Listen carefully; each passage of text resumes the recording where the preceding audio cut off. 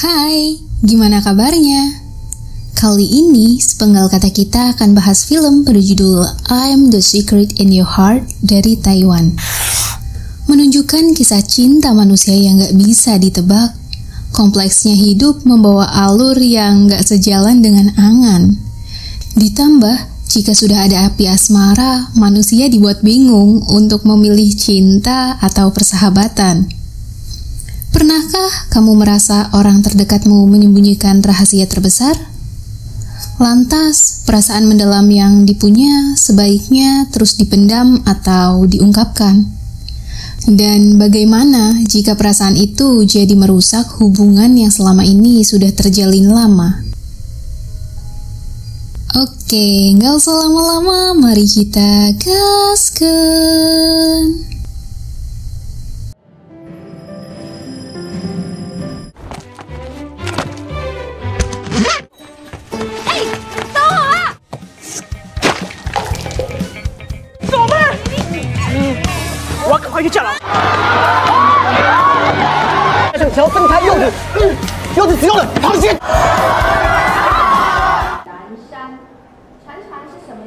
娜娜越来越熟悉。那就这样吧。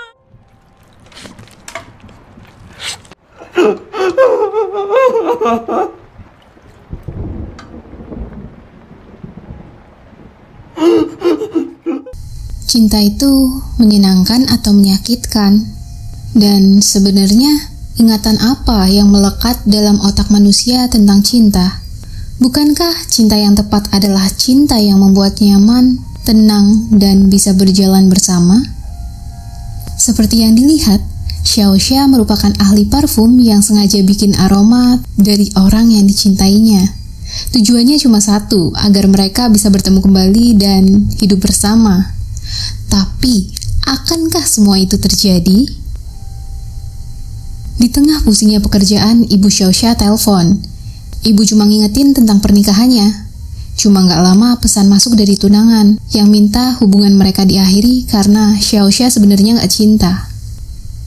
Oke, balik ke 10 tahun yang lalu. Bangun kesiangan, Xiaoxia buru-buru untuk berangkat sekolah.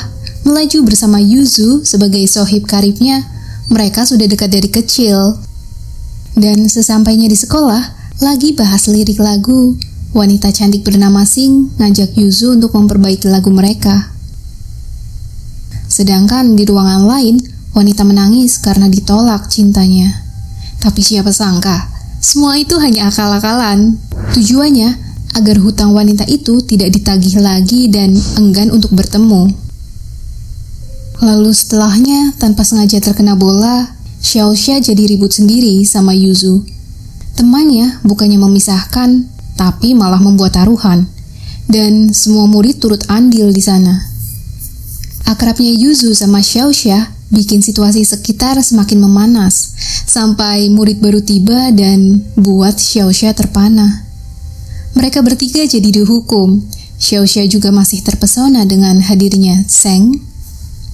Kehidupan yang lumayan lekat, Yuzu yang seorang yatim selalu makan bersama dengan keluarga Xiaoxia. Beralih tempat ke New York, dalam panggilan itu, Ibu Sheng minta agar anaknya tinggal di New York dan melanjutkan studi di sana untuk masa depan yang lebih terjamin. Lanjut perjalanan pulang bersama kakeknya, si kakek sendiri juga sebenarnya bingung kenapa cucu kembali ke Korea. Cuma, Sheng punya alasan pasti yang belum bisa diungkapkan. Sesampainya di rumah, mereka bertemu dengan nenek yang mengidap demensia atau lupa ingatan. Namun, cinta kakek lebih besar daripada penyakit yang ada. Esoknya, jam olahraga berlangsung, Yuzu yang awalnya dipuja oleh teman-temannya seketika disingkirkan oleh Seng yang lebih jago dalam memanah. Dan ke rumah, waktu makan bersama, si ibu selalu memberikan makanan yang diterima si ayah. Mendengar penjelasan dari adiknya tentang keterkaitan batin yang ada karena sudah hidup bersama sejak lama, dari sana Xiaoxia punya ide baru yang pastinya akan dilakukan. Bertingkah lebih agresif bahkan sampai duduk di depan Seng, Xiaoxia bilang kalau butuh bantuan ia siap membantu. Xiaoxia juga mengambil foto bersama, dan karena enggan, Sheng tiduran. Ia juga bisa jawab pertanyaan dari gurunya. Semua murid langsung kagum, kecuali Yuzu. Masih berusaha untuk membangun keterkaitan di antara mereka, Xiaoxia menukarkan bekal makanan mereka tanpa izin, dan pastinya mereka jadi pusat perhatian. Bahkan, cintanya yang besar bikin Xiaoxia membuntuti Sheng yang lagi jalan sore sama peliharaannya, yaitu Putih. Di mana Sheng ini lagi teringat sama gadis masa kecilnya yang belum sempat ditemui waktu ia pergi dulu. Mendatangi Sheng yang sendirian, Putih yang terkenal galak terlihat sangat jinak waktu bertemu Xiaoxia. Tapi siapa sangka adanya letusan bikin Putih lari ke jalanan dan buat kaki Xiaoxia terluka. Tanpa sengaja lihat bekas luka yang ada di dahi kiri Xiaoxia, Sheng ingat masa kecilnya dan rupanya Xiaoxia adalah gadis yang dicarinya. Dan alasan Sheng kembali ke Korea karena ia ingin bertemu dengan cinta masa kecilnya. Melihat dan ingat semua itu bikin Sheng langsung menggendongnya. Xiaoxia jadi bertanya-tanya sendiri alasan ia digendong. Apakah karena Sheng cinta atau hanya kasihan melihat dia terluka? Tapi untuk saat itu, yang Xiaoxia rasakan hanyalah kehangatan dan aroma khas yang melekat di tubuh Sheng. Sheng juga buka obrolan tentang penyebab luka yang ada di dahi Xiaoxia. Xiaoxia jadi menanggapi kalau itu bekas luka masa kecil, karena ia berkelahi. Tapi ia sendiri lupa berkelahi dengan siapa, karena dokternya bilang kalau ada ingatan yang hilang disebabkan benturan. Di mana Sheng teringat kalau luka itu akibat dirinya yang dibully dan Xiaoxia datang. Ia membela, tapi sayang, batu yang melayang dan bikin kepalanya bocor. Dari sana, mereka juga menemukan Putih yang dibuang pemiliknya. Waktu di rumah, Sheng tanya ke kakeknya kalau ada teman yang melupakannya. Apakah artinya mereka masih berteman? Dari sana kakek sadar alasan cucunya kembali ke Korea karena wanita itu. Dan kakek menyarankan Sheng untuk berusaha mengingatkan kejadian yang udah berlalu untuk membangkitkan memori yang terkubur seperti apa yang kakek lakukan ke nenek. 一生一世的爱护他吗？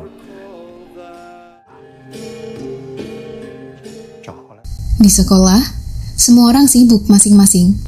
Namun, Sheng teringat ucapan kakeknya, Sheng mau membangkitkan memori Xiaoxia. Ia jadi sengaja ngajak ribut gerombolan pria di sekitar sana, bersamaan dengan Xing yang menunjukkan foto Sheng sedang menggendong Xiaoxia. Menunggu Xiaoxia dan temannya mendekat, Sheng menyerahkan diri untuk dikeroyok, tapi sayang, mereka malah berputar arah. Sheng langsung melakukan perlawanan dengan mudah dan menumbangkan semua yang ada, di mana mereka itu adalah gengnya Yuzu. Mendengar teman-temannya dilumpuhkan, Yuzu yang cemburu langsung mendatangi tempat. Bertemu dengan Yuzu di tangga, Yuzu langsung menawarkan diri untuk membantu, tapi Xiaoxia nolak karena takut orang lain berpikiran yang enggak-enggak. Tapi hal itu bikin Yuzu berteriak kalau Xiaoxia tidak mau dibantu sama teman masa kecil, tapi mau digendong sama Sheng yang baru dikenalnya. Xiaoxia ikutan kesal dan bilang kalau Sheng mengantarnya ke rumah sakit. Karena hari itu Sheng tidak masuk, Xiaoxia jadi datang ke rumah Sheng untuk memberikan selembar hasil ujian. Cuma hadirnya Xiaoxia bikin nenek ketakutan dan mempertanyakan keberadaan si kakek. Nenek jadi semakin cemas sampai panggilan video sama kakek berlangsung, nenek baru bisa tenang.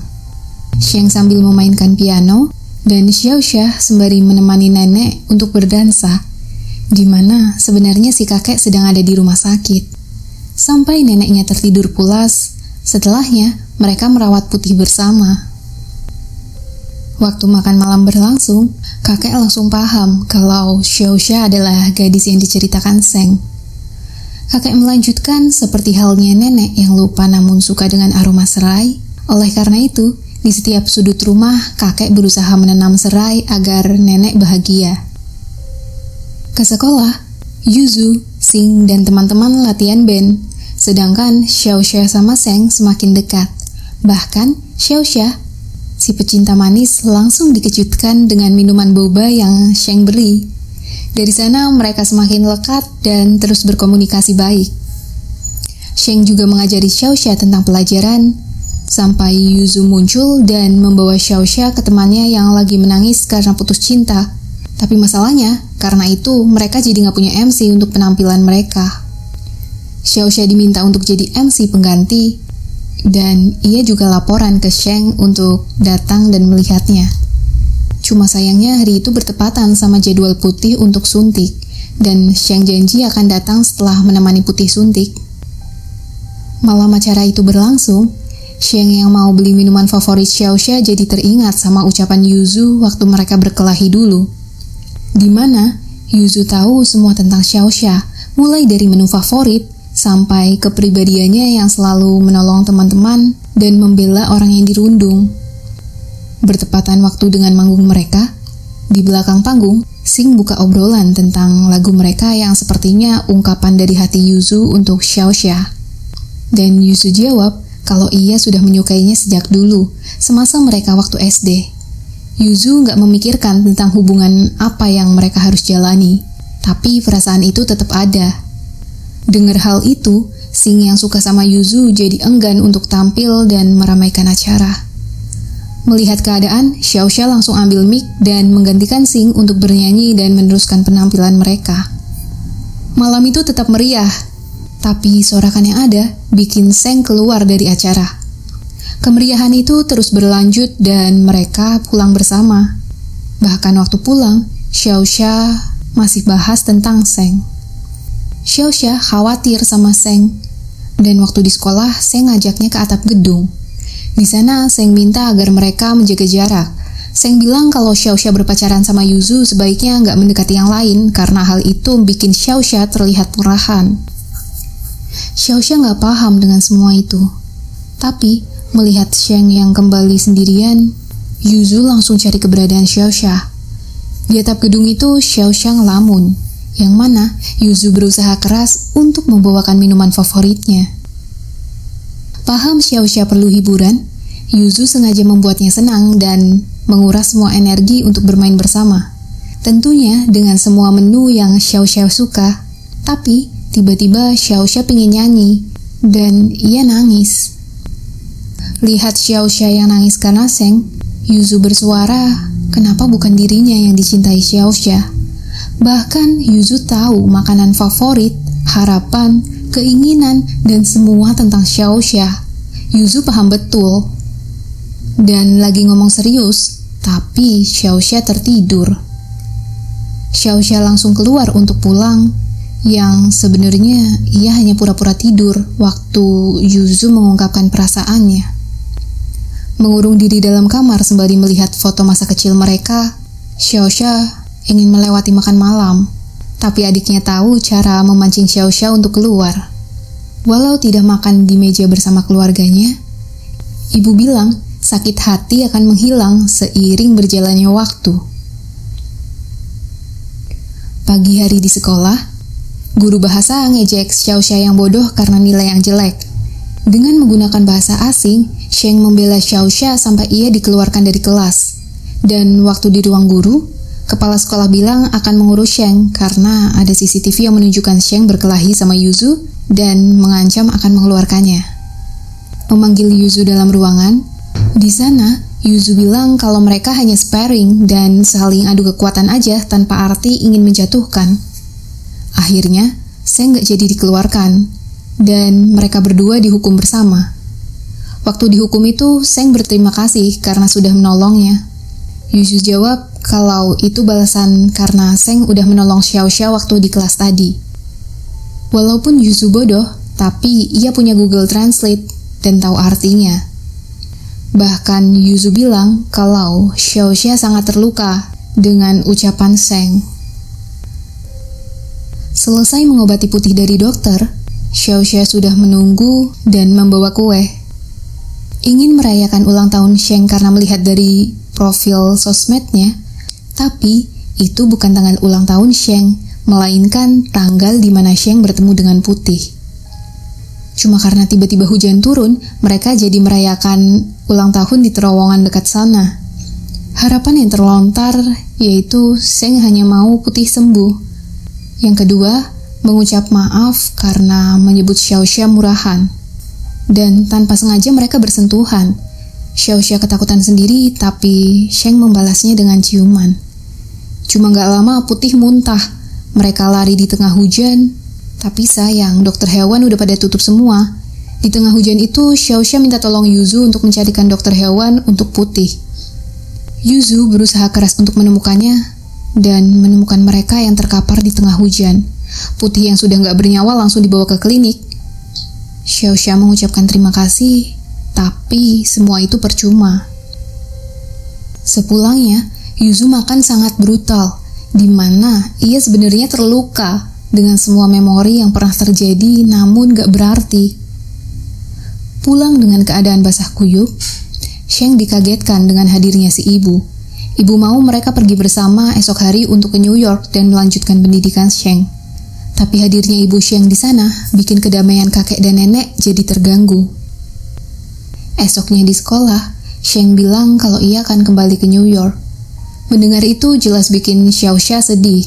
Tapi hidup terus berjalan dan Sheng janji mereka akan selalu berkomunikasi tanpa putus. Awalnya hubungan mereka baik-baik aja dan melakukan video call setiap hari di setiap waktu dan di setiap momen. Cuma seiring bertambahnya waktu, bikin hubungan mereka merenggang karena jarak dan waktu yang gak lagi luang. Sampai akhirnya Xiaoxia ngerasa hubungan mereka jadi gak berkualitas, seperti gak pernah dimulai tapi juga gak pernah berakhir.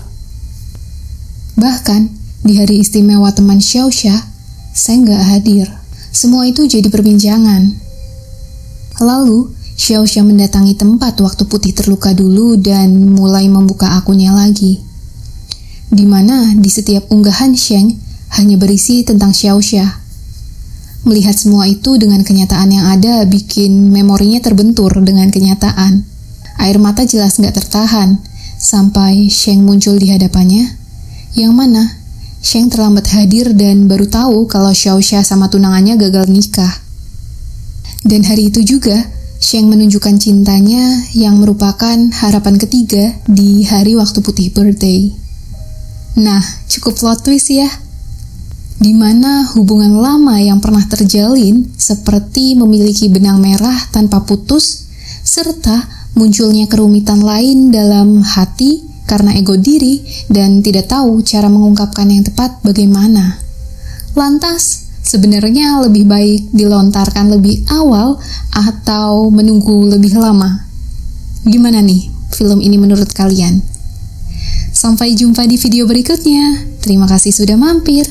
Bye-bye. Salam sepenggal kata kita. Bye.